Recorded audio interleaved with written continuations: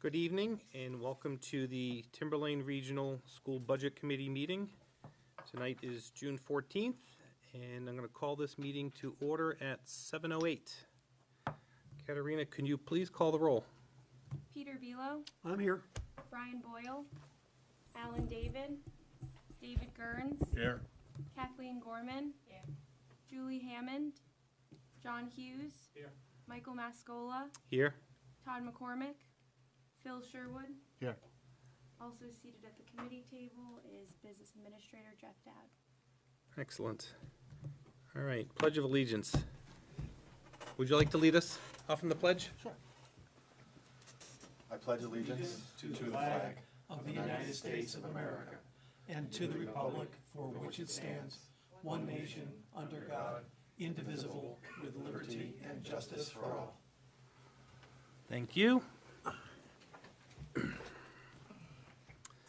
So in front of you, you've got the May 10th meeting minutes. You can take a look to go over them. I sent them, well, they were posted the other day, and then I sent out a link to the board, so hopefully you had a chance to browse over them earlier.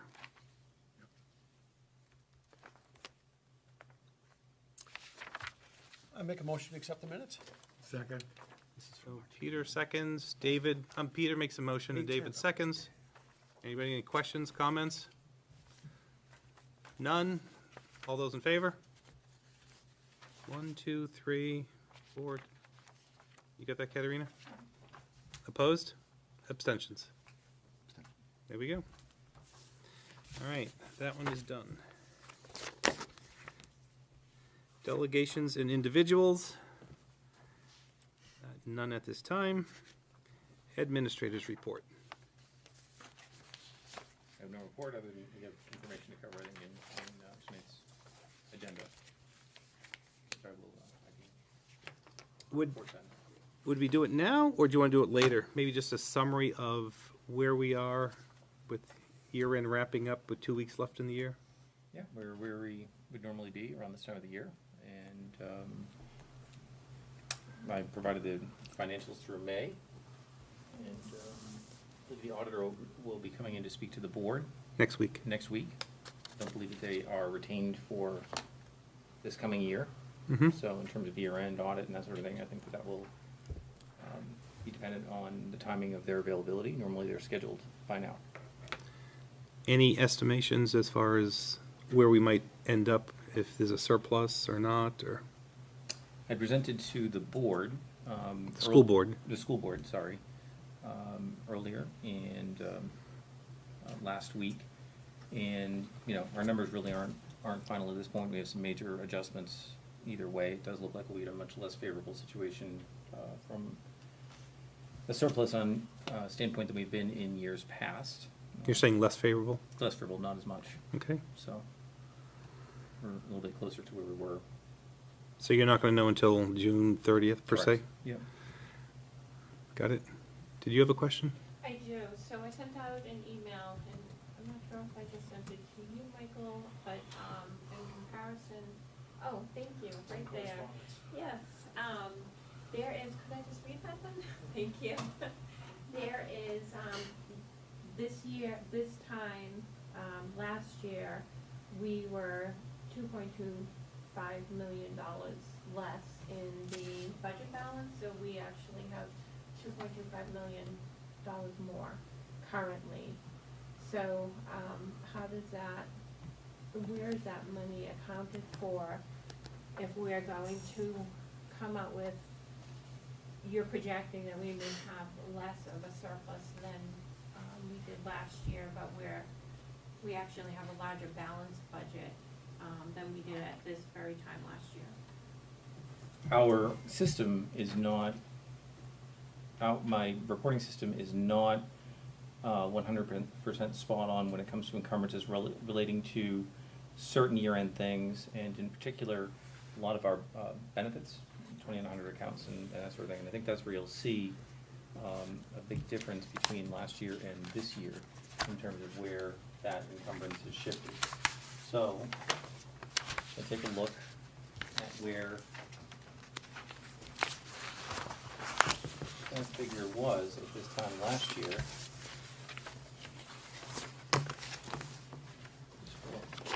Do you have that, do you have the report in front of you? the whole report? So are you directing us to the report you put in our packet? I am. Got it. However, what was the report for last year? From our website? And really, it's in our encumbrances. So when we look at that budget balance column, that budget balance category, we're looking at our spend, we're looking at our GL budget, general ledger budget, we're looking at the range to date, year to date, so what we spent in total. We have a balance that shows what we have spent, actually spent relative to our budget. We have an encumbrances column, which shows the money that has been encumbered. Can you just do me a favor? So as you're doing this, Next the year. page, page 2. There we go. That's what I'm saying. Is everybody on that? Yep. Here too? So you're looking at the Timberlane expenditures. The first page is revenue, is expenditures. Okay. And first page is the general ledger budget. Next is the range to date, what we spent through the month, through the period in question. Year to date, obviously what we spent year to date. The next balance category shows what our year to date spend is when subtracted from our general ledger balance. The next column, the encumbrances column, shows what we have encumbered through the end of the year. And from that encumbrance column, you would get the budget balance, which takes the balance itself after all the expenditures and subtracts the encumbrance to come up with that budget balance category. And although that encumbrance category is there, it's not always 100% accurate relative to our benefits. And it does not include any of our year-end retirement or separation pay, compensation, or FICA, retirement, Social Security associated with that through the end of the year. Those aren't reflected on there. So I think that you'd find in the various salaries lines throughout the reports in the 112, 111, 112, 113 object code, through, again, peppered in each function, right down to the 2900 account category, which is on page numbered, it's numbered 8, but I think it starts page 9 in the report. I think that you'll see that the, This is the last page then. yeah, Hey, that's, second to last, yeah. Yeah, the last page with content on it, and you'll see that function support services other 2900 account is where we're gonna be off from when compared to last year. And again, those encumbrances are not exact, they're system generated, and it doesn't look at, doesn't encumber on benefits the way that we would normally think that it would, and that's fine because the money doesn't get spent anywhere else. The idea behind the encumbrance is that the funds are encumbered so that they aren't spent anywhere else. And they don't get spent anywhere else, it's just they don't get, the encumbrances don't show very well and don't reflect what the actual reality of the spending may be. So I think that you'll find, let me just pull up what that number was last year. I think that you'll find that category is probably where we're off the most. If I pull up last year's report, 20, what do you have? I don't know if you have the report in front of you, Kathy, if you. I don't, I just did this one. Yeah. Screenshot. So- Very- So I'm showing on the 2900 account, year-to-date, 5/1 to 5/31/2017, I'm showing a credit balance of 523,000. In the report that you have in front of you, you're seeing a debit balance of 1,357,000.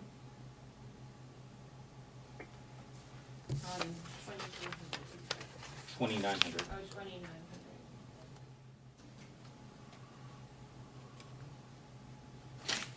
that's under the range to date, that 1.3? It's under the budget balance category Yeah, okay. So you're saying that's a negative number? in last year's report, yeah. Oh, in last year's report? In last year's report. In this, it's positive 1.35, 1.3. okay. Yeah. So if you, the difference between the two would account for 95% of that, of that difference. So what you're saying is it doesn't calculate consistently from year to year? Doesn't necessarily calculate from, It's a large difference yes. for Sure. year Yep. ending in 2 weeks. Yep. Yep. And there are adjustments that I make at year end as well. And if the report is run at different times, that encumbrance may show up as different. So if I ran the report before payroll or after a payroll, it even in subsequent month, it would show up differently. Just, it's the way the system calculates it. I would imagine these particular expenditures they're the more volatile expenditures, I would think, in the budget. Is that correct? In terms of fluctuating year from year? Or is that not accurate? Well, if you look at, so your fluctuations would really come in group insurance, right? Yeah, Maybe unemployment, workers' They're comp. not fixed costs, per se. Not fixed, but your FICA, non-teacher retirement, teacher retirement, and to a degree, unemployment are all factors, right? So they're all a pretty set factor, based on what your salaries and what your wages are. But your group insurance is a big, and you can see that here, it's showing as a credit of $205,000. So really, it's the timing of the report, sometimes when it's run. Sometimes the 2900s don't necessarily encumber until subsequent payroll is run, and then it'll encumber Understood. the following one. It'll do it one at a time, almost. Just a quick question. Sure. So when will you have basically a final, when you put a stake in the ground and say this is it? Oh, that would be August. Okay. Yeah, that would be August. And I prefer to have the auditors take a look at that as well and have one final figure out there. Because what happens is I will make adjustments. I make adjustments to the 2,900 accounts. Yep. I make adjustments to various accounts to adjust and prorate expenses and, do things like that throughout the expenditure. So you're dealing with two problems. You're dealing with one, you're paying bills, getting invoices and cleaning up, finalizing salary lines and pennies and what have you. But then you're also dealing with variations in your systems. Correct. Yeah. And it won't be until you put a stake in the ground in August that you can say, yeah, we're done. We're done, exactly. Well said. Okay. Kathy, you had Yeah, I just have a quick question, because and perhaps I'm wrong, when you do payroll, you're required to be paying insurance and FICA, and that's all included, so when you hand somebody over their check, all of the taxes and the health insurance should already be paid along with that. So I guess and I understand if you ran this before, maybe payroll went through, then there would be some difference, but I wouldn't think it would be $2 million. Sure. Well, $2 million, because you're required to make payments on a regular basis at a certain time. I understand costs may vary from year to year based on how, the actual premium goes, but not how we would pay it and when. and I think you hit the nail right on the head. When something is listed in an encumbrance column, it's not paid. No, but I understand that, It's but just that's reserved. that's subtracted out of the budget balance, and I'm saying that from one budget balance to the other, there is a $2 million difference. And it's That's- already accounted for. Encumbrances, I understand, is what you owe for this month that has not been paid. Mhm. Yeah, so from a year-to-date perspective, year-to-date perspective, our spending in that 2,900 account last year was at 14,082,000. This year, it's at 15,059,000. So if we were to look at the actual spend, yeah, people get paid, and they get paid on a regular basis, and their benefits are paid on a regular basis, and their insurance is paid, and their withholdings and taxes are paid. However, on the encumbrance side, our system locks those future expenses in to the extent that it knows what those future expenses are. It doesn't know what a future expense is for payroll until the payroll's been run.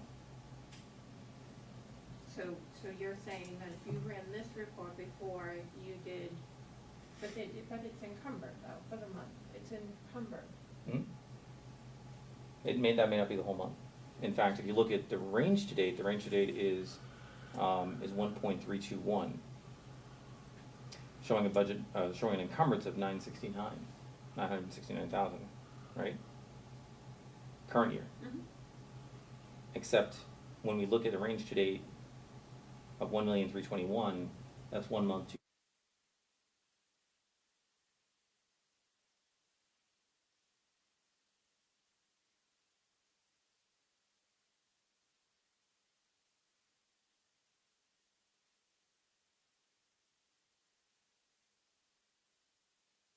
first for this year, and you have last year's report through the 31st, and do a true apples to apples what has been paid in the comparison. No, I would have to run this after, this report was run after the payrolls were run last year for June.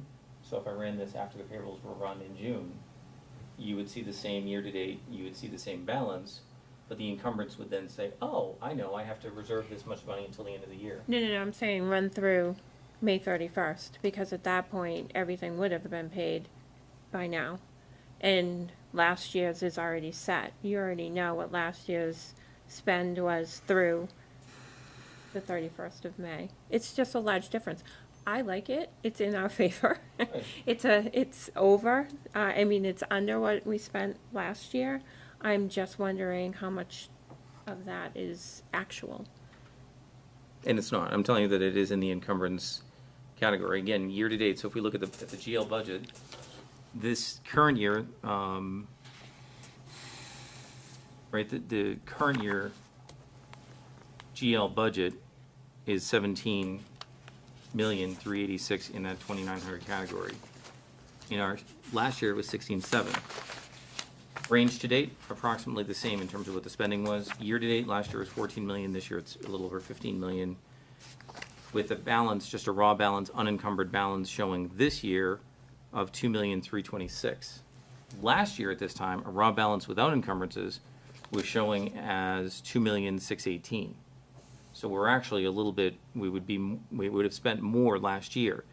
But then when you look at the encumbrance category, that's where you're really going to be looking at the difference, because the encumbrance last year, if it were a true encumbrance, is showing as 3,142,000. Mm-hmm. That was run after our June payroll had been processed. That report had been run after that June payroll had been processed. It included only May, but the system knew at that point that it still had to encumber everything. So if it's not for the encumbrances, if you look at everything but the encumbrances, if you look only up until the budget balance, 2,326,000 this year, 2,618,000 in that category last year. And the encumbrances are not accurate. And so when we look at what the encumbrances were last year, and if you think about it, 2 payrolls are 1,321,000. How much are 6 payrolls going to be? So you're saying that when you ran the report last year through the 31st, that included June payments? It didn't include June payments, but it was ran after the June, and it was looking backward. And so at that point, when a June payroll, when the May payroll, Adjusted. does that make sense? Yeah, it's adjusted. The system knew at that point to adjust it. So I was looking back just at this discrete period, May to date, month to date. But the system knew, because those things had been paid, that it had to encumber them. They were paid in June. They were paid actually in June. Mm-hmm. So the system doesn't know that you put in a cutoff date of May 31st? It does know that, it just doesn't know what's coming up. If I ran this report in July or August for this very same month, again, my budget would be the same, my range to date would be the same, my year to date would be the same, balance would be the same, but my encumbrance would show what the true encumbrance is. This is showing more of what the true encumbrance is. So this time, and I'm telling you, it's in the encumbrance line that the problem is.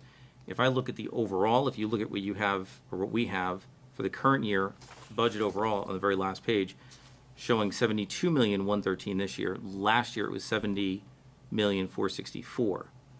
I'm showing not a final balance, but a balance before encumbrances. This year of 15,900. Last year of 15,900. Last year around this time was 15,700. So our spend is higher than last year, but our budget was higher too. Our year-to-date spending last year this time was 54,759,000. This year it's 56,199,000. So we're on track against where we were for budget. It's just that we're spending higher, and we've got,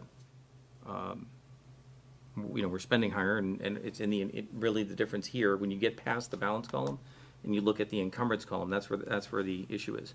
I am taking into account the encumbrance column. I'm not looking at the balance. I'm looking at the budget balance that subtracts the encumbrance from the balance to give you what is remaining in the budget. That's what I'm talking about. Fantastic. The encumbrance is not correct. You can expect that there's going to be a $2 million fluctuation in the encumbrance category, and therefore the numbers are much closer together. For one pay period? For 6? So you're saying this doesn't include May at all? It does include May. May's in there. Okay, so where's the 6 pay period? June. We have 6 in June. This report looked at how much we paid in June and knew to encumber it. This report has not looked at what we have to pay in June because we haven't paid it yet. I know I'm not including the expenses in here. Why are you encumbering funds for June in a May month? That was last year though, right? But it doesn't make sense. You wouldn't encumber funds for a month you encumber funds at the end of a month so you can pay them for that month. You don't encumber funds before the month starts. I'd get in a lot of trouble if I did that. You have the money, you pay it as you go. If you need to pay money in July, if the check is cut, if you're doing it and it's going to be paid in July, you have to encumber it for June, because it has to be paid in the June time You're period. thinking just year end, okay. So, okay. We don't have to, I don't want to belabor this. No, I know, I wish I could make it more clear. I will leave it at this. When, let's say we have a placement for special education and we pay that over 10 months and the cost of it is $100,000, just to keep it simple. In September or August, I encumber those funds. That locks up that budget so no one else can spend it through the end of the year. I make one payment for 10 months of $10,000 per month.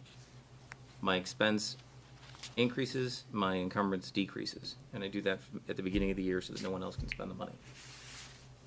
And I do that with any expense that comes up that should be locked up, that should be encumbered. If I have an employee,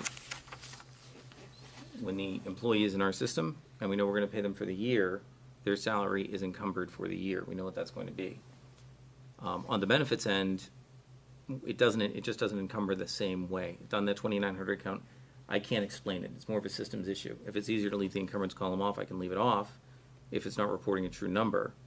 But it simply doesn't, it's not a system error, it's just the way that the system's calculating it.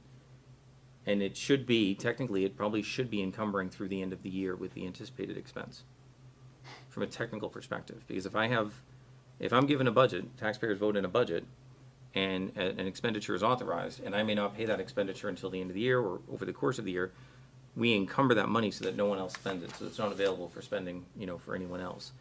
Benefits, it just doesn't do that, because benefits is a factor of who we're paying this month, who's participating in insurance, how much are the wages, how much is that? I don't know why it doesn't encumber it. It could conceivably, but it wouldn't be very accurate. And I never really have to worry so much about the 2,900 sector of accounts of someone else spending that money, because benefits, taxes are unless my special ed department wants to pay taxes, it's not going to get charged for that account.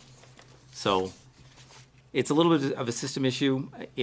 I don't know what else to say. It is what it is, and the difference is in the encumbrance category. And I get your point that encumbrances just aren't for year end. Encumbrances are really from day one. If I know that I'm going to have an expenditure from day one, that money's encumbered from day one. If that happens to go past the end of the year, whatever's left on that encumbrance gets carried over to the next year to reserve that money from our fund balance and to reserve it in the next year's budget. So I do think that that's why, and I know that we're looking at this year's numbers, we're working on next year's budget. Well, next time we take a look, you'll see that the numbers are going to be much closer to where they were if the encumbrance had been set up the way that it should be. So maybe, I understand what you're saying, but based on that logic, we would be encumbering every single line because we actually are saying that is the budget, and we cannot spend that because we need it, because it's been allocated to a certain purpose. So we would see a zero balance in the budget balance until the end of the year if we had surplus. Because you should be encumbering everything. Everything's allocated to a specific.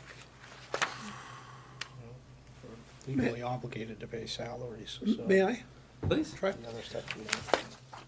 No, because I'll use the example of the line for office supplies for some school. I don't care what school. There's a budget that, let's say the budget's $1,000. I know, making it up. He doesn't encumber any money until they've gone out and ordered some of that paper or pens or whatever, okay? Because while there's a budget to do this, until they're actually committed to spend that money, which is ordering it, it doesn't get encumbered. Now, a person, on the other hand, is different. Once you've hired them, I think the theory is you're going to keep them for the whole year. Right. So once that school year is started, he encumbers the whole salary of that person through the year. And then as the year goes on, some of it moves from the encumbrance to an expense, and the encumbrance goes down, the expense goes up, and hopefully it goes pretty much to zero Yep. at the end. But you've already committed to that person, that you hired them for a year. Whereas even though we have a budget for paper, we haven't committed to Staples that we're gonna buy X number of, we haven't put an order out to buy X number of reams of paper until they do that through the year. That's right. That make sense? It does, but yeah, I think we would know what their insurance and everything else that goes along with that person being hired. That is a known. So I guess I'm not understanding why one piece of it would fluctuate greatly and the other piece would not. Okay. It's a system issue. I don't, I don't see it so much as an issue because no one else is spending out of those lines, and it's really a system-driven calculation. You know, some of the, I understand that you're saying, well, you know what the insurance is gonna be for the year. Really, people change, but, you know, we don't really know what the taxes are until we pay them, right? So we reserve the money to pay them, and, you know, we know what the taxes are only when we pay them. So it only does 1 or 2 pay periods ahead. I don't know. And in this particular month, it's just. But that's an timing. obligation. Once you hire that person, that's an obligation. Why wouldn't you, when you know what you're gonna pay them, you can calculate the taxes and encumber that money at the beginning? I will take it up with the system coders at Infinite Vision. No, I'm just saying, you're saying you encumber one thing because it's a known, but taxes are pretty well-known. Yeah, I think it's, like Jeff's pointing out, it's a system limitation for the encumbrances. You know, doing it based on the salary is known. Taxes can fluctuate as they go through the year, and the system doesn't allow you to encumber that. No, It's no, a- it was- And the insurance can as well, because, That's true. correct me if I'm wrong, but midway through a year, a teacher can say, oh, I want to go from a single plan to a Family. family plan, or vice versa. So again, I don't know his Infinite Visions, I don't know the coders who did it, but I'm wondering if that's, you know, I will say that they're now willing to make the assumption that everything stays constant in that for a full year. with your Staples example, when we have a budget of $1,000 and we have a $100 order to put in, I encumber those funds, even though I haven't gotten a bill for them. I encumber those funds because someone has permission to spend it, and I want to make sure that no one else spends it. And with taxes, insurance, no one else spends those accounts, no one else touches those accounts. Again, unless my special ed department, you know, kindly wants to Yeah. pay taxes. So there's no reason to encumber it. There's no 'cause reason to It's safe from being spent. Correct. And you only have it's only one projected payroll. Go ahead, Phil. Mr. Chair, hopefully this will wrap up the discussion for this section, but I feel like Jeff's been consistent. Encumbrances aren't necessarily accurate, that's a normal thing for our system. We can't necessarily give definitive answers to some of these specific questions. These reports are just snapshots in time, and as silly as it sounds, they can't be read literally at times, right? Because it's not necessarily a literal sort of assessment of where we are at any given time. I feel like you've been accurate with that, and you've done your best to answer those questions, but that's where we're at. Hopefully that brings it to closure. Thank you. Okay. I'm gonna move forward, unless you have something else under admin reports. No. All right. I'm gonna defer. Budget committee members. So do any budget committee members have any stuff to report? One item, Mr. Chair. We are Yes. finally beginning the CIP process with a meeting next week on the 20th at 7 o'clock here. And it's an organizational meeting, basically, right now. far as I could tell. So let me just back up. You expressed interest on the CIP. Yes, I was, Kathy, I think you also expressed interest on the CIP at a previous meeting? No? I don't know when it was held. I think I said we needed to know when they were held. I don't think I expressed Okay, interest. that's fine. we've had, Julie has been the other rep in the past, but we never picked a second. Okay. I'll go to the board now, and then if at a later date we decide to have a second rep. Okay. Excellent. So you'll report back to us on what's going on at the Yep. next meeting. Yep. All right. Under 7B, school board rep, we can defer that until Mr. Brian Boyle comes back and joins us for the meeting, so. Just quickly, did the correspondence go all the way around? It has. Yes. Okay. Yep. I saw it sitting here, I wasn't sure. This goes back to. All right, unfinished business. So now we're getting down to the core of where we're continuing off from our last meeting in May. So I'm going to start with Kathy and Peter. So Kathy, can you fill us in with this development of the budget process? So we have had a few meetings. There was a meeting last night and edits were made to the process. So I'll have Peter go through that in a second.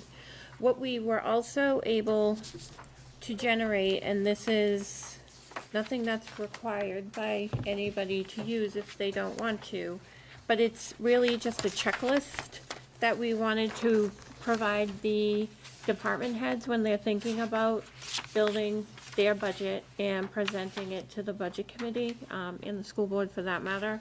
So it's just what we're gonna be looking for, just little reminders to, bring supporting documentation for large increases. It just goes through a number of questions that if they can answer them, there shouldn't be any issue with the budget coming through the budget committee. It's just a helpful checklist. Did you think this through? Do you want me to read it, or? No, you don't have to read it. I think it's a good point, so they're aware that these are the types of things we may be asking questions about. So it's just a suggested document regarding budget presentations. Okay, and again, just useful information. Kathy, I like that approach for two reasons. It provides a focus for each of the department heads, but more importantly, it also allows each, basically so that every department head is basically going to be determining their needs based on the same criteria that Criteria, you've established. And that provides stability and focus for us. It's easy to get distracted by shiny objects when you have a department head in front of you and they start talking about something, and you realize you haven't covered X, Y, and Z, and you've been talking to them for 45 minutes. This is helpful to us to make sure that we get to the nit and gritty, and it doesn't prevent us from asking questions that are off of this. I love them. I think it's great. And again, I think it's helpful for them because they're gonna know exactly where we Yeah, want to. they don't. So Get to A they're to less Z likely to have a quickly, curveball yeah. thrown at them. Yep. Yeah. And, you know, truth be told, on this particular document, this is something that Kathy either found or put together herself and basically showed Todd and I, and we both said, hey, this is great. But we had, I can't take credit for it, and you did a great job getting this, We putting it together. actually did this in Sandown. I can't say that I created this, but we did do this in Sandown when I was on the budget committee, and it was just a document that we sent to the department heads to just give us an idea of why it's increasing, why it's decreasing, what is the supporting documentation, and it helped us understand where their budget was going. So this is a little less involved, where they can just review through it. We actually made the Sandown department heads fill out a form, and that just gets cumbersome, you know, when they're doing their day-to-day work, so. So here's what I'd like to do. If the board's pretty much in agreement that they like this template format of questions, to make sure we don't lose the work, I want to get this put up on our SharePoint site, just in some generic folder. So next year, when we're going like, where's that template? We don't have to reinvent the wheel. So can we get that? Somebody put it up on SharePoint? I'm not sure what folder, but maybe a general docs folder for us up there. Okay, continue on, please. Okay, we received back the schedule for the department heads to come in and talk about their budget and present them. We don't have anything for the 13th of September. I guess it's a bit too early for anyone to have their budget prepared. For that meeting, we will review budget performance. I guess that's expenditures against, allocated against actual spend. And then go over the budget, discuss the budget guidance for the upcoming year on that meeting, at that meeting. What is Probably going on? regroup and say Although- hello. Okay, although if, Jeff and his team happen to be ready with one or more budgets, I'm more than happy to look at them. yeah, in fact, like, Start the just process. throw on the table, in September 27th, we showed the school board and the budget committee budgets, which is the budget committee budget's new. We've not actually looked at our own budget before. One of us came up with the idea from our towns, like when I look at Plastow, I'm on the zoning board, okay, and we have a budget. Is it big? No, but, we have a Katrina almost equivalent, and we have to pay her, and that comes out of that budget, and I don't think we have to notice, I don't think we pay for notices here, but like a ZBA you do to get in the newspaper, so this is a small budget. So we said, well, we should we should have our own budget in there. Yeah. Do we incur legal, like if we have a sit down with the lawyer, like we did at one point? We don't have a legal line, that would be the district. So that might be an easy budget, I'm thinking, if you wanted to have something on September 13th, because it can't be more than 3 or 4 lines long, I'm thinking, I wouldn't think so. right? No, it would be training. Training? It would be recording secretary salary. It's minor. Maybe printing, just to. Stack of paper? Yeah, Yeah. to allocate the supplies that is used by the budget committee for budget committee documents. It's minor. So anyhow, so that was like the novel budget that we threw in there for review. It was like, I don't know where we were coming from before. Should I ask? I Jeff? had asked that, where were we coming from before, so. What? Who was paying for Katrina before? We didn't have a budget. Oh, you did have a budget. It's budgeted. Oh, we just didn't see it. Never reviewed it. Yeah, no, Okay. yeah. Now we will. Well, Although, I guess perhaps you could make the argument that maybe, is it kosher to review your own budget? I don't know. But who else would? the school board, they have to recommend.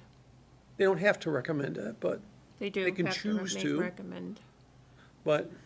nonetheless, anyhow, it's in there for us to review. I have a question. In years past, we have had a presentation of the overall CIP budget. And last year, we were able to recommend the CIP budget along with the school board. And we, review the items, delete some, change schedules, what have you, and then make a recommendation based on that. The CIP isn't listed in the schedule, and I don't necessarily have a problem with it as long as segments of the CIP are included in each department's presentation. Okay? But if there needs to be, or should be, a CIP presentation, possibly the 27th of September might be an opportunity if our budget is so, doesn't take up too much time. This is approximately when Mrs. Sherman presented the CIP last year. So I just raised that as for consideration. Like I say, I don't particularly care if the CIP is split, the total CIP budget for this next coming year is factored into the segments. That's fine. That may be easier to manage, but I just raised the point. Good, Phil. I know you said you didn't care which way it was done, but I'm curious to folks who've gone through this process before. Was there any benefit in your views of seeing the CIP sort of more holistically? Or was it helpful seeing it within the department itself? The only advantage was that we got to see the supporting documentations for the projects. In other Like done words, separately? it would be a package, and it would be a fairly large bundle, but it would include the request and a copy of the requisition, and if there was estimates made or what have you, they would be included in there. But that didn't happen on the monthly the Department heads. department meetings. In fact, the department meetings,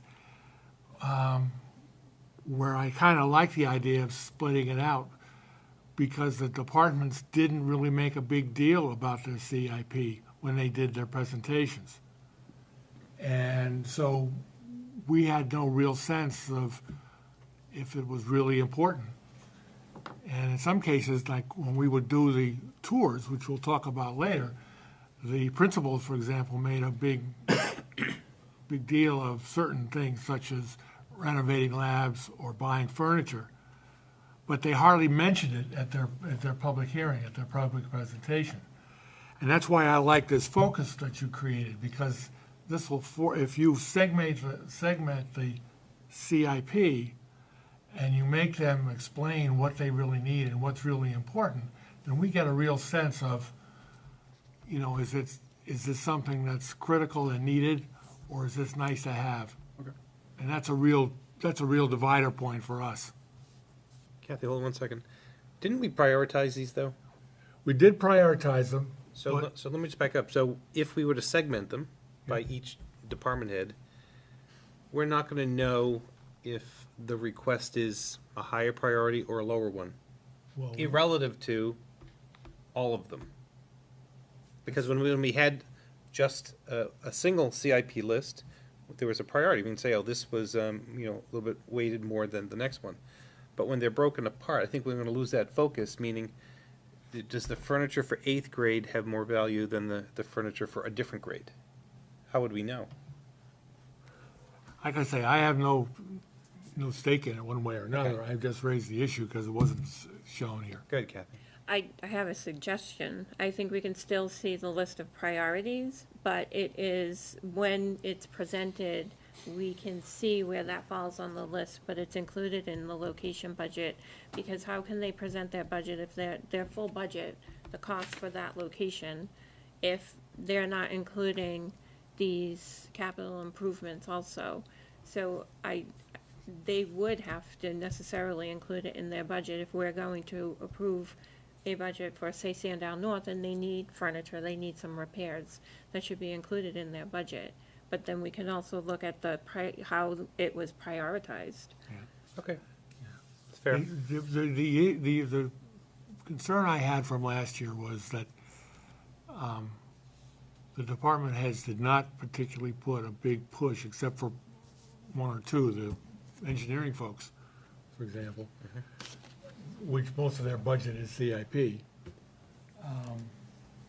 didn't really put a big, heavy emphasis on it. And so when we tried to deal with it, we didn't know what was really have to say. Even though we prioritized it on the master list, the department head really didn't make a big, say, I really need to have this furniture. And then we would have it ask, well, why this type of furniture versus something else? Why, and raise these basic business type questions. We didn't have that opportunity.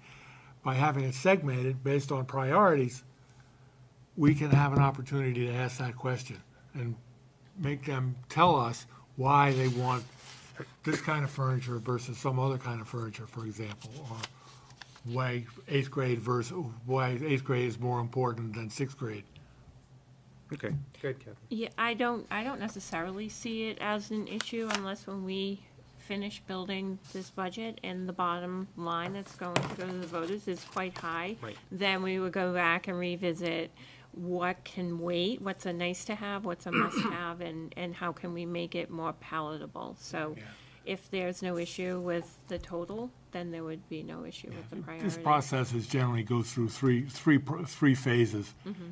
And the last one is the reality phase. So what I'm hearing for Jeff is if one of our admin department heads does have the ability to produce something earlier, by all means, bring it on September 13th, Yes. if they have the ability. So, if I may, as far as the CIP goes, my impression of a critical function of that CIP committee and CIP development process was to be able to have all of the requests in one place, and to have and understand what those capital requests are, and to compare where we are this year, next year, the year after, as a whole. And so I think, if I'm not mistaken, last year, we did have the CIP committee or someone come in That's right. and generally introduce and put context to why is this in a request this year, we think this might fit here better, maybe this can be pushed off, right? And that was from a committee perspective, from the needs that were presented and sort of given some order and priority. Then we get into the buildings, and the problem you really run into are the owners, the budget owners.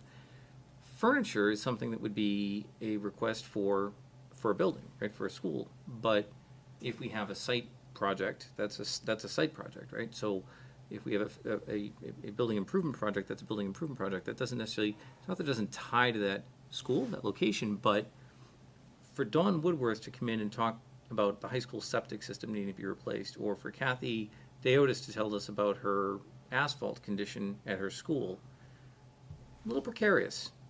If you want to go that way, that's okay. But typically, you're going to see a lot of those requests highlighted by the building owner, but articulated probably in facilities, probably through facilities. But I guess what stuck in my mind was when we did the junior high, and the principal made a serious push for why he needed new furniture. and that was something that he owned. I won't say he owned, but that was something that was specifically through his budget that he could speak to. Yeah, but he didn't. But see, he talked to us informally at the site visit. Yeah.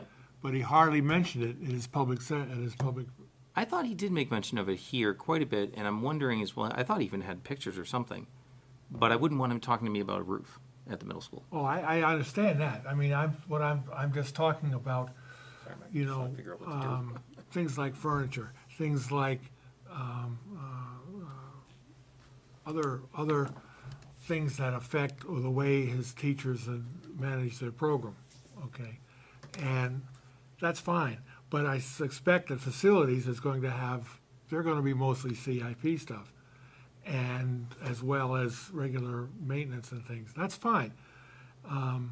You can define it when you review with your department heads before they come to see us. And that sets the limits. I'm just concerned that to make sure that if they have an issue related to their ability to do their work, They're telling us. that they talk about it and explain it, and to be able to be prepared to say, well, why couldn't, that's fine, that's a process A, what about if you did something else that might be less money? Okay, and be able to prepare to defend it and explain it. And that's what I'm hoping to see out of this focus list. Because we'll make sure that we can get these questions asked and answered. So I think we can do a little bit of both. We can segment it, but we can also have sitting next to us is the full CIP that is prioritized. So as we're looking at the segmented piece by a specific department head or administrator, and they've got one item, we can just glance and see where does that one item really fit in the full spectrum on the CIP. Just as an FYI. It's just good working information. I agree. All right. So I don't want to take the wind out of your sails, so keep going with your, Okay, next is the draft budget proposal process. right. This was, and I'm looking at the agenda, I really need to put on my glasses. This was edited last evening. There was a subcommittee meeting last evening. I was not able to make. Peter and Todd were able to make it and made some edits to the document. So I think I'll let Peter walk through. Sure. So, compared to, previous drafts we've been looking at, I guess Todd and I really just did a couple things. We simplified the verbiage a little bit, and that was the main thing. And also, we had some discussions at each of the prior meetings about whether we could and should compel the school board to review each of the budgets we're going to look at prior to us seeing them. And Todd and I, neither Todd nor I frankly were comfortable with doing that for a variety of reasons. And so we took, compared to other earlier drafts that we had had among the three of us, we took that out and instead inserted the final bullet point, or line number 9 on the back, where we asked the school board rep to the budget committee to inform the school board that the budget committee requests any suggested changes to budgets as early in the process as possible, I guess, in order to avoid last-minute changes.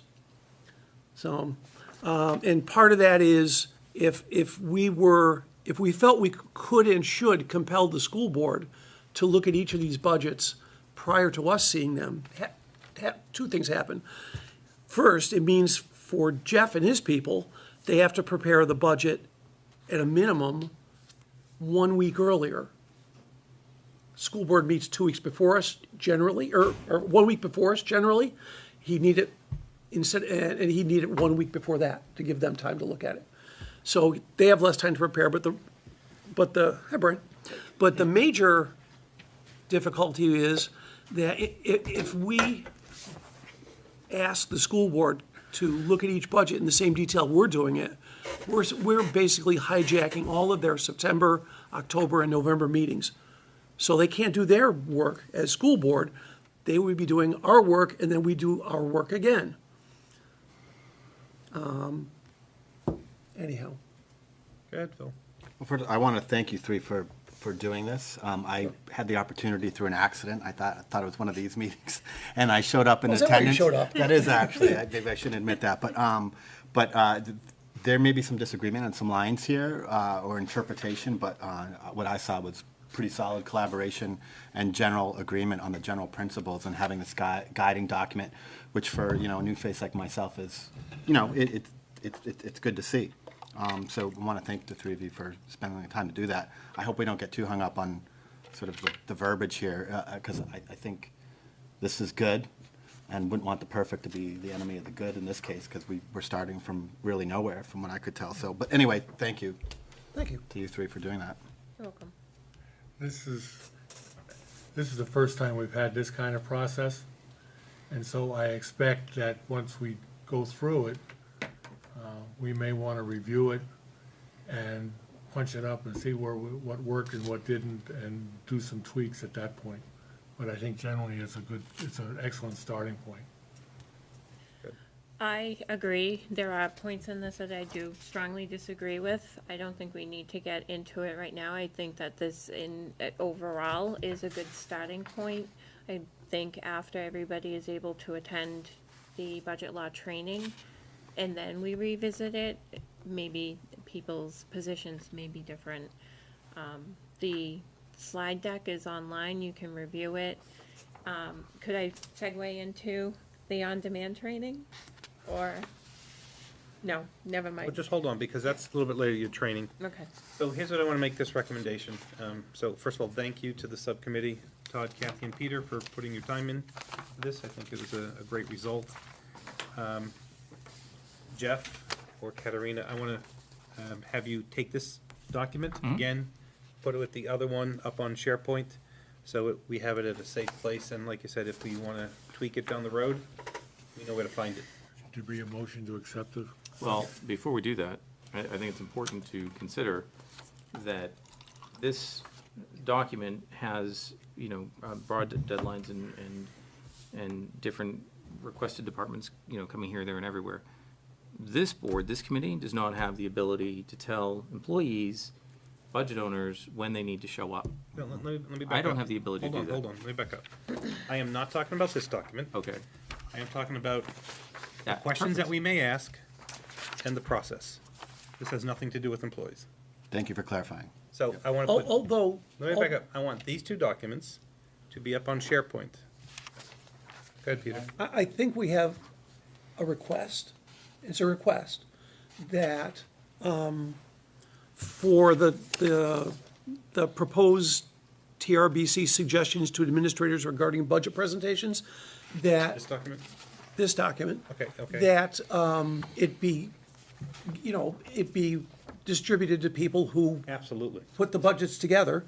Whether or not they choose to follow, it's their business, but Sure. give them, they should at least have an idea of what we're thinking, what we're gonna be asking, kind of what we're gonna be looking for.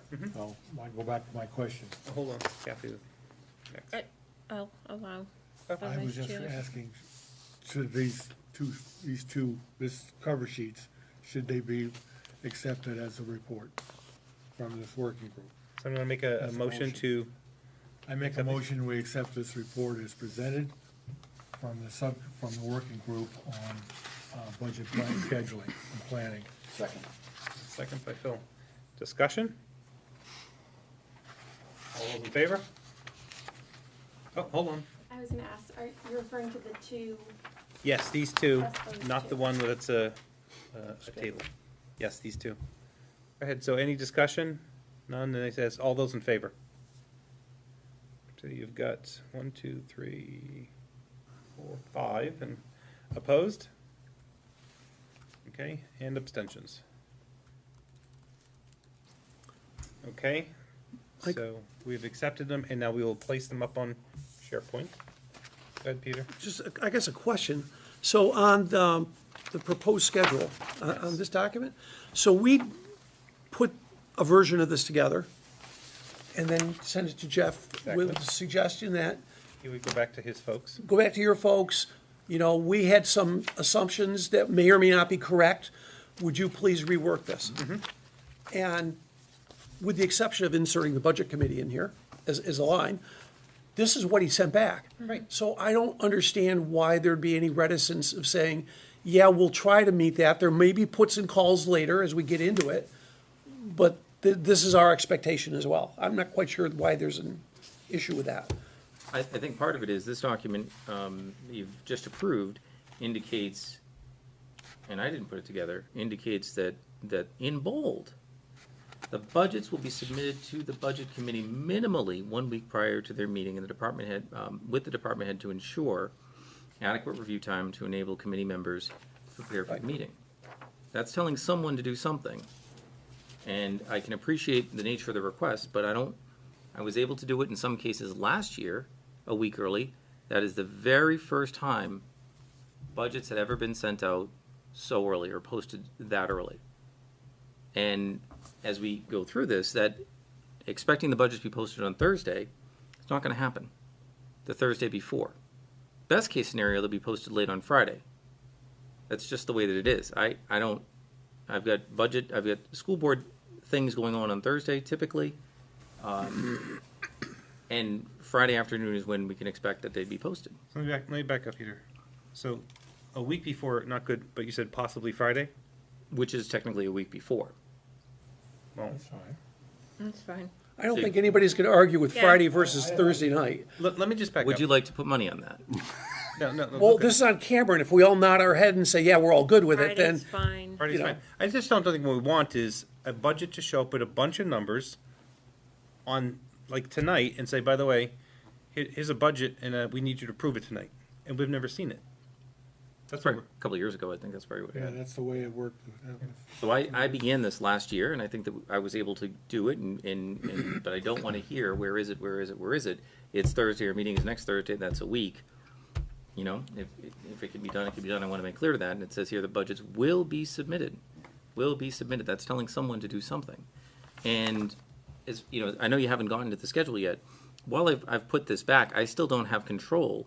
I don't manage the employees. I don't do that. And certainly I can work with the superintendent to make sure that this schedule is okay. I'm not sure if this is exactly what I had submitted, but I think that we had moved stuff off the 13th over to the 27th. And I think it was just PAC and school board, and budget committee was humorous, Peter. I did chuckle when I saw that. One thing I did find that funny. Well, it just seemed like the right thing to do. I was gonna bring mirrors. What? I was gonna bring mirrors. I'll bring the smoke. Go ahead, David. I would suggest, Jeff, I know after the work we did last year, that the week ahead was a struggle. Some days you made it, some days you didn't. Yep. What made it difficult for us is we didn't know. I would recommend that if it looks like you cannot have the document ready by Friday afternoon, for example, that you notify Michael, and who can notify us that it'll be coming Monday afternoon or Monday morning or whatever. That will go a long way to say, to prevent the where is it stuff. Yeah. Go ahead, Kathy. So technically Friday is 1 week, it's not Thursday, so it would be Friday. I do agree that if something can't be posted on Friday, notification, I think we're all willing to be flexible, we just wanna be able to review it prior to the meeting. It's done like that at the town level, and what it has allowed committees to do and school board, not school board, selectmen to do, is to review it and maybe send back some questions, because then that way when the department head comes in, they're prepared, they're gonna know. They can have answers ready for us ahead of time, and it actually makes the process go much faster and smoother.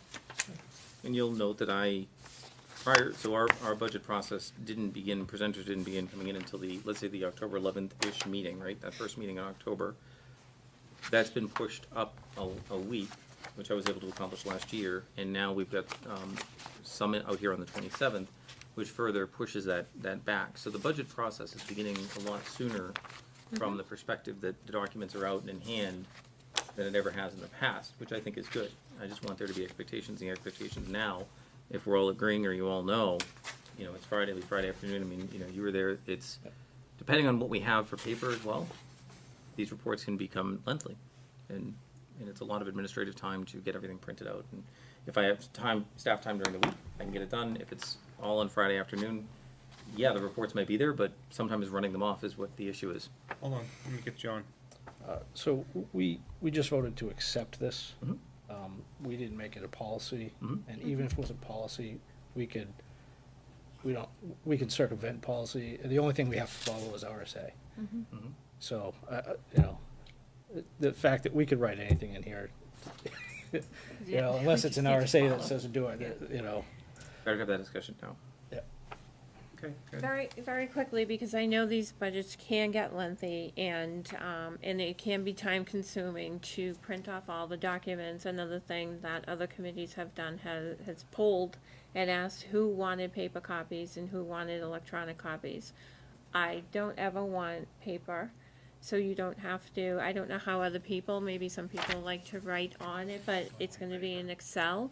We need to make recommendations, we need to put our recommendations next to the request, so it's gonna have to be an electronic copy anyway. So I typically make my comments and fill in my motion's gonna be. I write down the amount and I have my justification in that document. That's my personal document. Okay. One procedural thing, I'd like to request, I have a meeting next week with CIP. Do you want me to talk to Mrs. Sherman about coming and join us, do the presentation? Or do you want to wait on that until September? So you can speak to her. When would she come? Our next meeting won't be until September. Well, I understand that. I'm just, last year she came equivalent to the 27th I see what you're saying. I will. September? of September. Could 13th? It's a little open right now. I mean, I just wanted some guidance on if I should say anything when I go to the meeting next week. I will say, in previous years, if I may, the CIP was done around this time. It was done toward the end of June. We got in the habit of not meeting in the summer. CIP meetings commenced as soon as the budget was passed.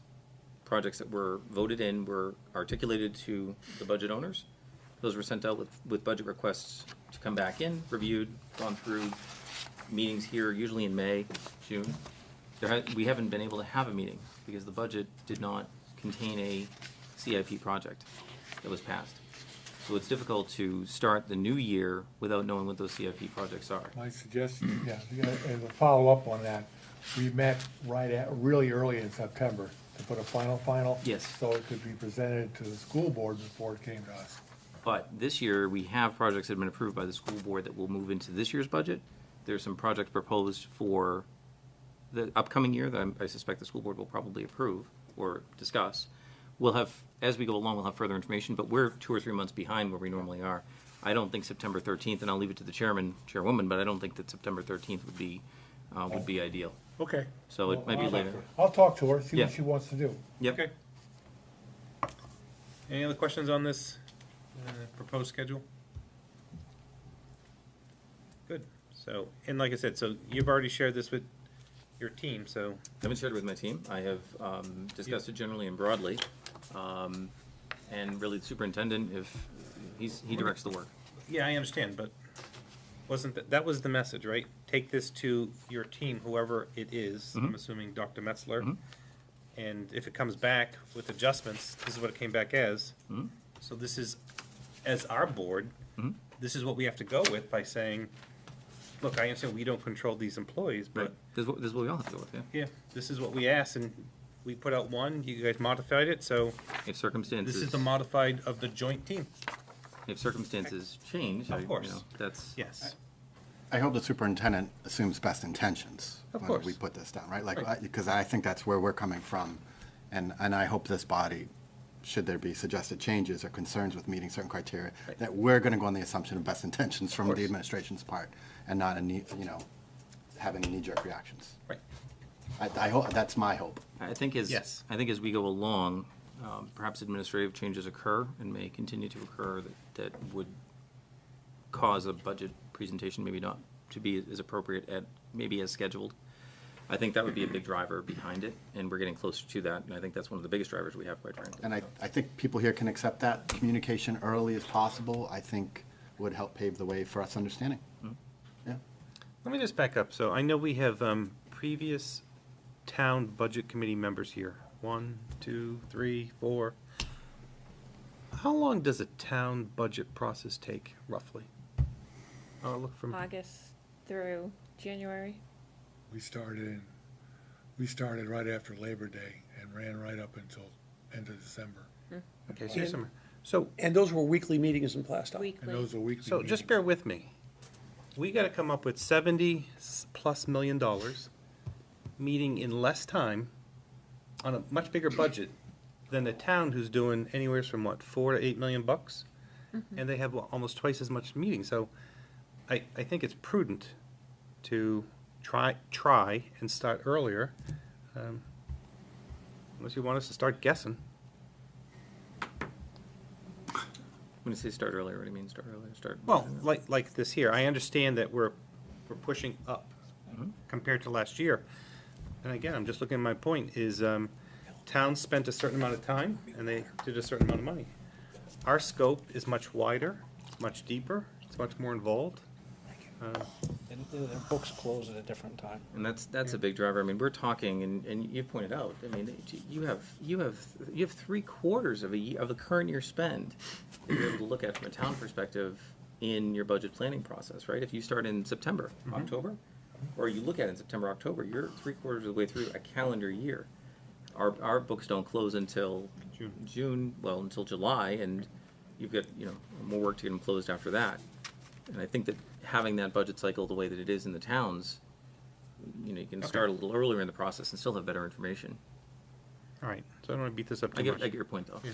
All right, so I'm a we're little good on jealous. these three, so will this wrap up with this group here, 8A? Yes? Yeah. Excellent. All right, now the fun one. So the next one, review of RSA 32, which everybody should have a copy of in their binder if they have it. So what I want to do on this one, and Kathy, I'm going to direct it over your way. So you had some suggestions that you'd like to share that what this committee might want to or not want to do. So I'm going to give you the floor. Okay. Okay. I wasn't, so I guess, first, I do strongly suggest that we do the training, and I know that's coming up next. There is an RSA 3222, and I actually don't have it in front of me, but part of the budget cycle is department heads prepping their budget. They present it to the governing body and the budget committee, if there's an official one. It goes to the voters, it's approved, and then the cycle is reviewing the expenditures. And I wish I had the screenshot. It's on the training that we should be receiving. One thing I don't think we've been doing on a regular basis, and this is posted monthly, is reviewing the expenditures. We are required to, well, we shall meet, and I understand everybody can interpret how often we need to meet, but there's a lot of expenditures that go out on a monthly basis. I would suggest it's monthly or every 2 months, but we should be reviewing those expenditures and assuring that they are being spent appropriately per the budget that was generated for that year. I'm not sure that's your role. I'm not sure that's the role of the committee, is it? Isn't that the school boards? Well, I'm reading right here. I think so- it's in the Budget RSA. committee. It's in the RSA, isn't it? Yeah. It's in the RSA. So again, I think Can I just back up? So I'm just going Sure. to read it real quick, 3222. I'm reading the sentence. The budget committee shall meet periodically to review such statements, these statements being the ones that you just mentioned. at any detail that we determine, and we received the expense reports already. I mean, we don't really need to request anything. They're posted online on a monthly basis. I'm getting a little bit, I'm not getting concerned, but I strongly suggest that this committee attend the budget law and process training. Because there's a lot of people that are new to this, and they didn't even know there was an actual statute that we needed to follow. Other people are interpreting it differently, and I think having a very experienced lawyer explaining to you what the law is and what your duties are and your authority is as a budget committee member is very important. So let me just hold on to this 3222. Because what it talks about here, it says shall meet periodically, and you're saying every couple months possibly? Well, we receive monthly, Right, they're monthly up there. Right. so, I mean, if people are willing to, I wouldn't want to do it all at one point in time, because then you're reviewing what you post 3 separate expense reports monthly that we would need to go through, and it's a lot, it takes a lot of time. I think they need to be Excel, it'd be much easier to review them, but, And so you'd be looking to find out what was expended versus what was actually budgeted for that line? basically, yes, and making sure that, because you see what it's being, it's a voucher list, and it says exactly what it's for and what line it's coming out of. Some of the accounts, I don't even know what they are, and so it's difficult to determine if they're being expended appropriately, which is why I asked for the updated account list. But that is just going through. So if this was getting done on a monthly basis, what is your estimation for time to adequately go through and scrub one of these expenditures? I would I could go through, I mean, I go through them in a matter of, I can review them personally in a matter of maybe 30 minutes. It depends on how closely people are looking at them. I personally just have some questions on why we're expending some of the things that we are out of the Timberlane budget, and maybe clarification is needed, but I'm gonna go for Peter and then Brian. Okay, a couple things. I have 2 points. First off, that the thing, the budget committee shall meet periodically is in the middle of that paragraph. And that's predicated upon the beginning of the paragraph, which is upon request by the budget committee, the governing body of the town or district, or the town manager or other administrative official shall forthwith submit to the budget committee a comparative statement of all appropriations and all expenditures. So the only reason the budget committee shall meet periodically is to review things if we request them. It doesn't mandate we request them. But it says if you request them, then you have to meet to look at them. It also says, if you go down to, at the very end of that paragraph, this shall not be construed to mean that the budget committee or any member of the committee shall have any authority to dispute or challenge the discretion of other officials over current town or district expenditures, except as provided by RSA 3223, which is basically, if you find malfeasance, you can take them to court. Okay, so basically, so even if we reviewed expenditures, we can't question them. So I'm not sure of the purpose. Okay, Brian. Well, I can just tell you from personal experience, for 9 or 10 years when I spent time with the Budget Committee in Atkinson, we may have had that authority, but we didn't meet. We never had a meeting just to review expenditures. And there was, like there is in all boards, there were some board members that are more active than other members, and they would have that right to review and to question. And kind of like to Peter's point, then you'd bring it up at a meeting, saying, okay, I have some questions about the expenditures. And of course, now, this day and age, now you've got this beautiful thing, an email. So you could probably, under your capacity of the RSAs, if you had any questions, probably go through the chair and Jeff and just say, okay, I have questions on expenditures for these following things. And I think you still are maintaining your statutory authority here. But because as you alluded to a few minutes ago, it's almost impossible for a school district to do what the 4 local towns do here,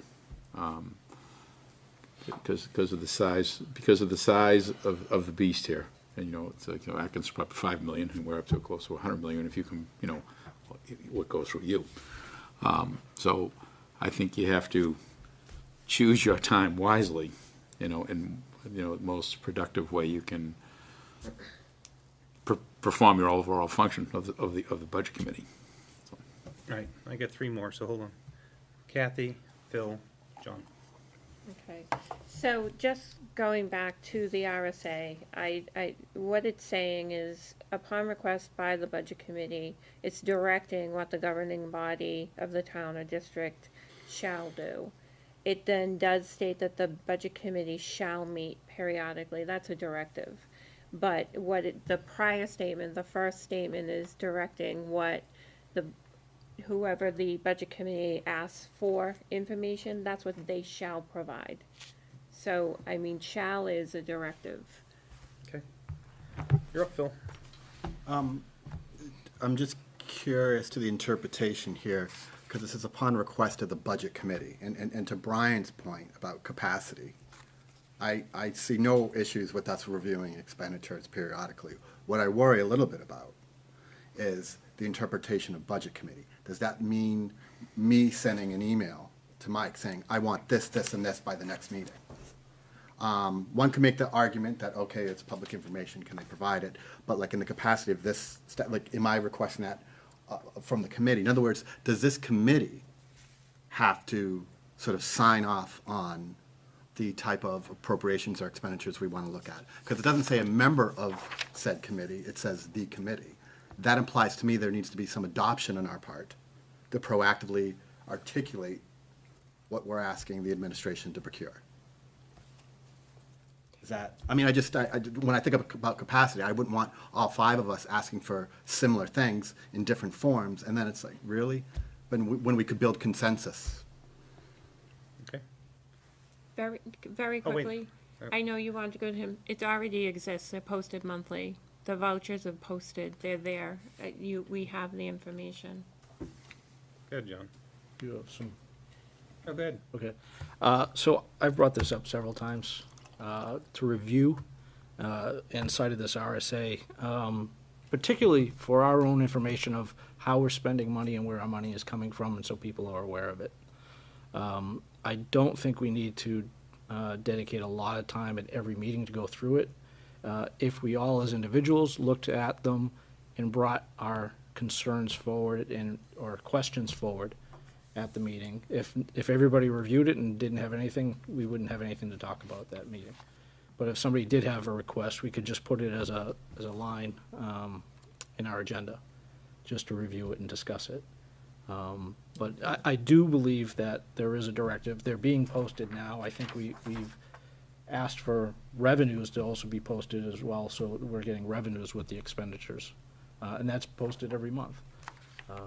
And I don't think it's a negative for us to review it. We have no authority to do anything about it, but I think it's good information for us to see as we're going through the budget process of where we're spending currently and where our money is coming. So here's what we can do. We can put on an agenda item for the following meetings. An item where if somebody has a question about these expenditures, they can bring it up. But to start adding more meetings that's why I was asking you earlier, Kathy, what kind of time commitment to accomplish that. Instead of adding more meetings, because we're already meeting, our meetings are already pretty well booked. Let's leave it, I think as John said, let's put it on the agenda. If somebody has something specific that they reviewed, we can share it and discuss it. And if it warrants more investigation or more conversation, we'll go with it. If there's nothing that month, then there's nothing. Sound fair? Sound fair to you, everybody? Yes. So, Jeff, what we're gonna do is, because right now, if everybody looks at their agenda, under 9A, review of revenue and expenditures, I'll just put it under there. That'll become a staple on our agenda, and, I had anticipated it standing. pardon me? I had anticipated it as standing. Yeah. So we're just gonna go through with it, so, if somebody has a question down the road, that's the time we'll bring it up. And we'll give it the attention it needs, based on the board's discussion. Sound good? Wow, easy. All right, so that would take care of 8B. And now we're up to training, and Kathy, we're putting you on the spot a lot tonight. No, I know, this one I have. This one I knew about.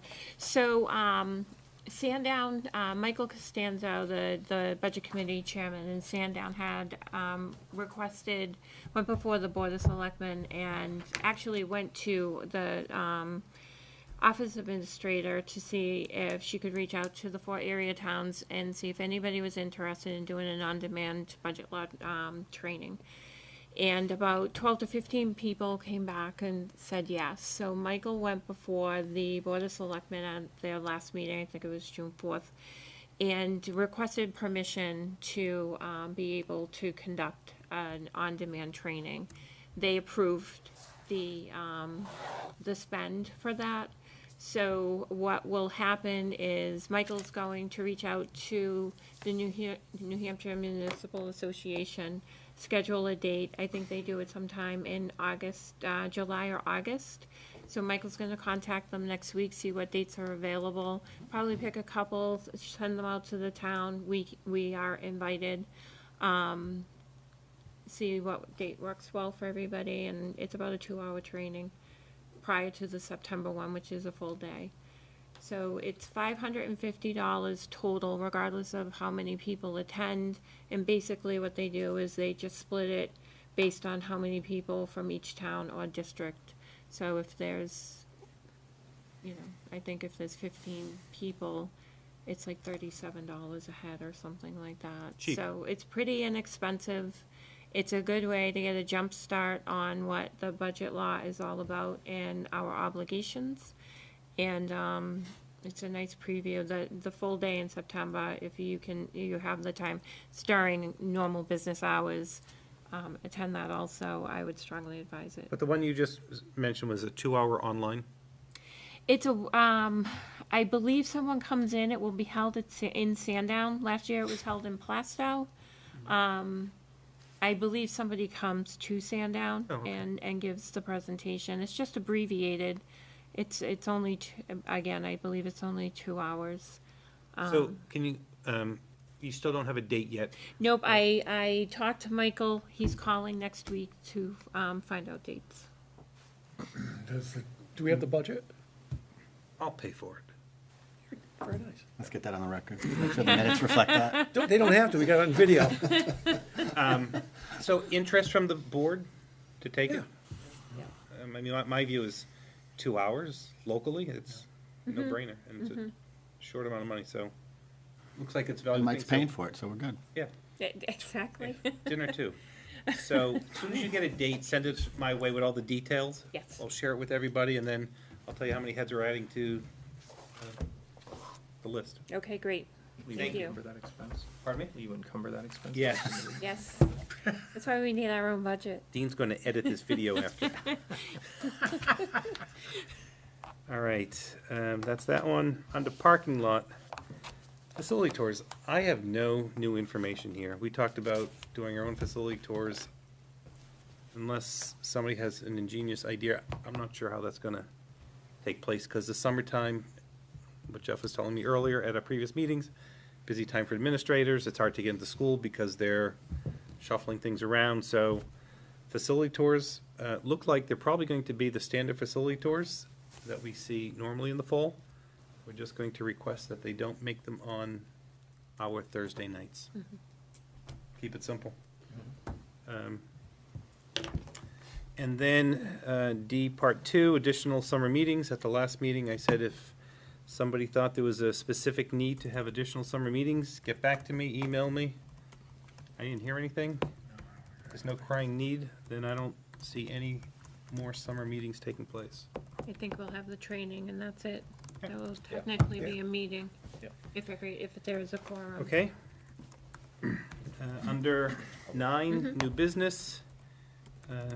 This is the opportunity for, I'll start with Jeff. Do you have anything to share for review of revenue and expenditure, or do you think you covered most of that under your admin report? That poor horse sufficiently Left?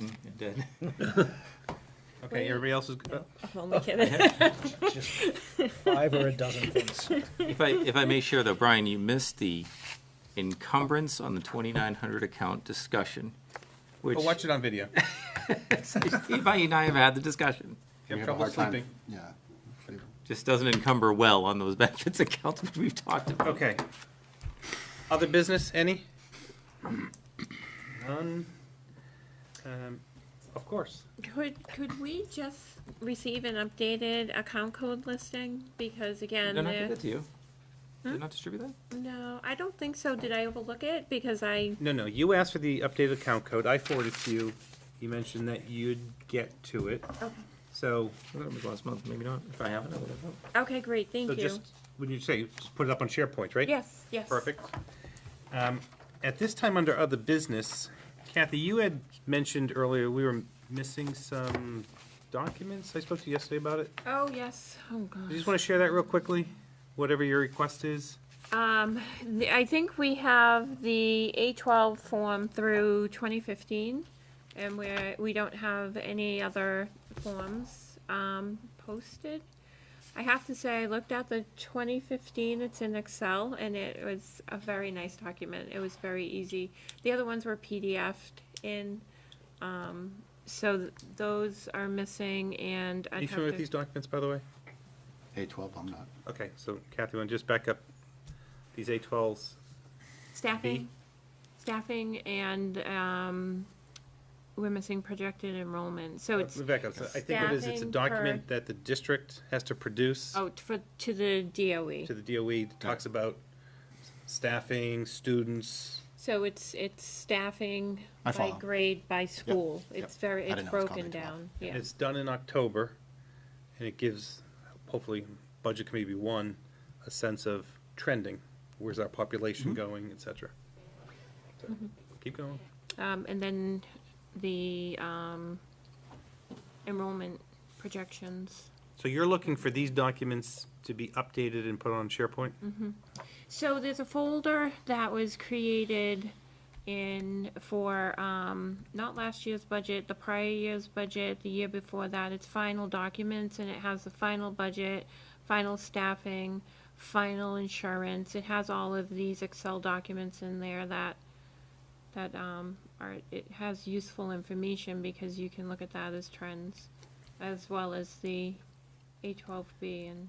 So, I want to ask two things. So if these are documents that the district is already producing to forward to the DOE, we're not asking the district to do additional Anything work, else? because they're already, so, does the board feel that we could benefit from these documents? And if they do, I'll request that they get put up on SharePoint.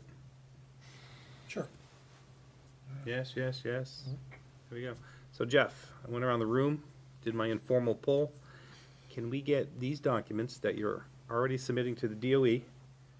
put I up don't on- submit them, but I. The district is submitting them Yep. to the DOE. So can we have those documents made available on our SharePoint? I can put the request in. I don't know who has the source data. I can Neither do I, certainly so find yeah. out. My Mike? impression was that was already published in the annual report. I thought, how come the school board has these things? We have all this enrollment stuff. We get this. I'm just wondering if it was posted to your site. I don't know. No, we've gotten these documents in our packet, just So if you've got maybe it, 2 meetings ago. then somebody in the district knows where this information is. It's a matter of Just- it being You're posted. talking about enrollment type stuff and, And staffing. you Yeah. know?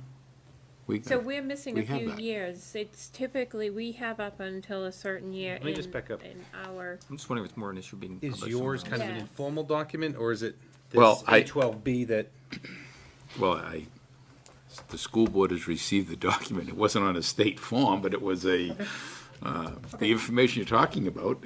well, then it can't be that hard to post on our site. And I don't want to dig too much into it.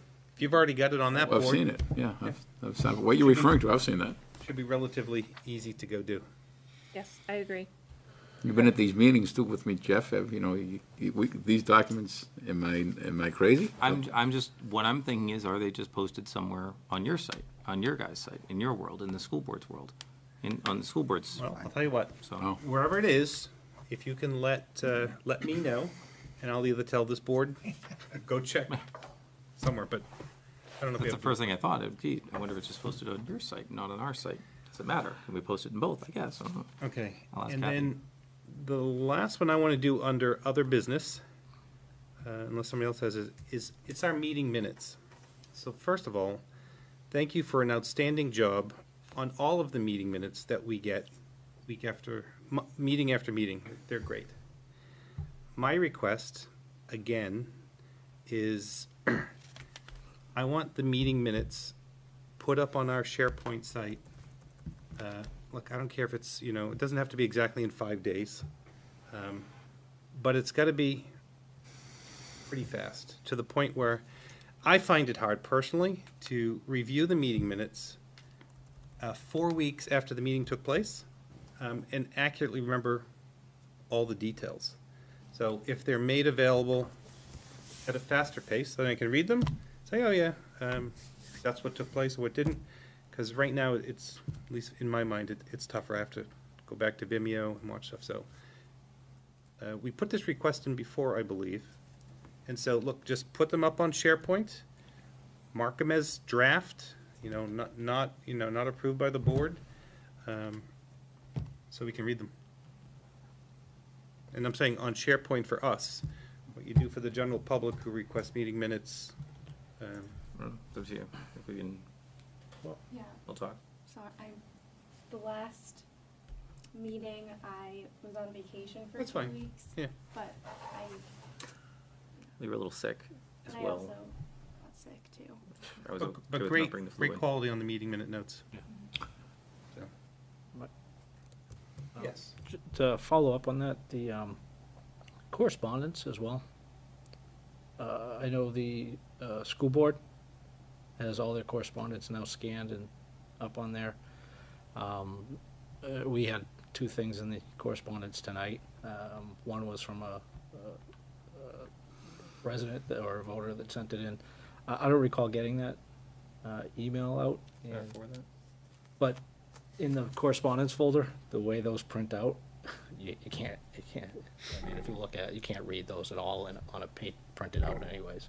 So, I just wonder if we can get that same, So previously, we discussed having all correspondence, Jeff would send them to me and I'd send them out to you folks. If you want to change it, we can, if it's possible, we can have them scanned and just put up on SharePoint. If that's what, if, I don't, are you guys doing that? Is the school board doing that? Do you know? How do you don't you have a physical correspondence folder? ooh, that's, Not anymore. It doesn't. We fit the used to. folder. It was just getting too thick. It was getting very thick. it was that, Yes, it was, very it was thick. very tall. Now I think it's just, Microfiche. no, I think just each board member gets emailed. Is it email? Okay. I like the emails rather than. I believe right now, if something comes into the budget committee, it comes to you. Yes. And I don't think you've It been has to be sending, get to BudCom too. that's fine, but Yeah. I don't think you've been sending them out. If I get them. Geez, I know what's that like. You go. I remember doing that trick. So for instance, You have been sent, I've been receiving Yeah. emails. I haven't. Let's see, you meant out on that one. Maybe I just have to look more closely, because there's only a couple in this last, and it's been a month, and yeah, so if, maybe a couple came in earlier like in the month. for that I one that missed. came by, did it go to you only? I think so, yeah. Did it- It was did- from her. She's right here. Just send it No, to we me. had another one in there. Oh, yeah, that printed out a little crazy. Yeah, did that only go to you? Because it didn't go to BudCom too. Otherwise, I would have got it.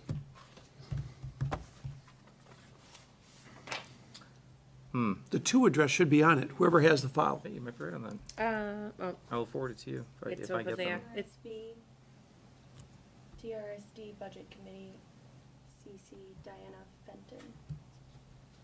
But who's it addressed to? TRSD not have and gotten these. BudCom. oh, so the two's not there. As in like, Yeah, isn't there a 2 on it? David, isn't there? Yes. Oh, yeah, the way it prints, you can't tell. Okay. It just says two, it just says TR, it doesn't have the full address shown, it just Got it, has the okay. TRSB. Oh, Oh. okay, okay. You know what I mean? It's, We're gonna keep emailing them for now. If I get it, and I think you have it, I'm gonna email it to you. Yeah. And if You email it don't, to me, and then I will bless all of you. Deal with the redundancy. I like that idea better than. I'll even send it to you, Brian. Hey, You Knock get it yourself out. twice. As long as it's available in electronic, something that we can follow up with. Yes. So that's a hard one. I can't even read it in the folder tonight. Right. So, Yeah. That's a little crazy. yeah, and, I mean, I don't even see correspondence on our agenda tonight, so. Sorry, here you go. Yeah, you've got, Let's remember that next time. Can we remember it in September?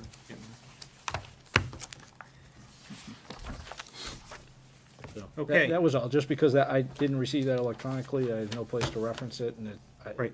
you know, now it's gone now in correspondence folder, wherever that ever goes. okay. All right, no other business, then our, item 11, future agenda dates are, we will meet again for a meeting on September 13th. We may see each other earlier when Kathy gets back to me about training. That's all I have, Can I plug an event? of course. This Saturday, from 10 to 12, Danville Community Center, there is a free Narcan training. I saw that in the Carriage Town News. It's a free event. You come, you don't have to register ahead of time, and our EMS coordinator, who also does the Derry EMS coordination, is also on our New Hampshire EMS protocols for the state. He's presenting that, and, you know, Danville Fire is there representing to help, but for anybody that wants to know how to administer Narcan, what to do in the event of somebody that's down, that's overdosing or anything like that, people that are worried about it in their families or people they know, come and you're getting a free training for it. It's a couple hours. So, Very good. Thank you.